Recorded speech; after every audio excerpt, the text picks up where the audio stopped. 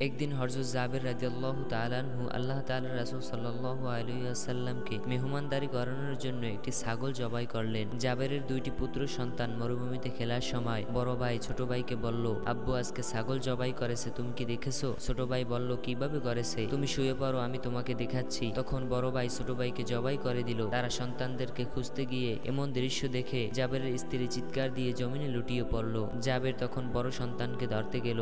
ভয়ে দৌড় দিতে গিয়ে পাথরের সাথে হোঁচট খেয়ে সেও মাথা ফেটে মারা গেল। এমন হৃদয় বিদায়ক ঘটনা তার স্ত্রী মেনে নিতে পারল না। জাবের স্ত্রীকে বলল, তুমি শান্ত হও, এই ঘটনাটি আল্লাহর রাসূলকে বলা যাবে না, হয় উনি খুব কষ্ট পাবেন। এদিকে আল্লাহ তাআলা হযরত জিবরাইল আলাইহিস সালামকে বললেন, আমার রাসূল যেন জাবেরের দুই সন্তান ছাড়া খাবার না খায়। অবশেষে জাবের ঘটনাটি খুলে বললেন আল্লাহর রাসূলের কাছে। এরপর রাসূলুল্লাহ সাল্লাল্লাহু আলাইহি ওয়াসাল্লাম তার দুই সন্তানকে সঙ্গে নিয়েই খাবার খেতে বসলো। সুবহানাল্লাহ। ভিডিওটি ভালো লাগলে লাইক দিয়ে চ্যানেলটিকে সাবস্ক্রাইব করুন প্লিজ।